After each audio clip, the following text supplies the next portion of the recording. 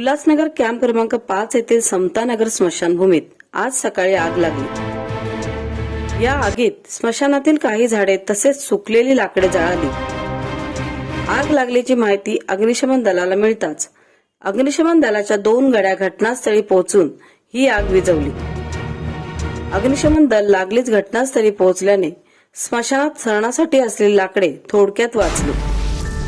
ही आग कशामुळे लागली ही माहिती मिळू शकली नसून मात्र अग्निशमन दलाच्या तत्परतेमुळे आगीवर लागलीच नियंत्रण मिळवण्यात आले।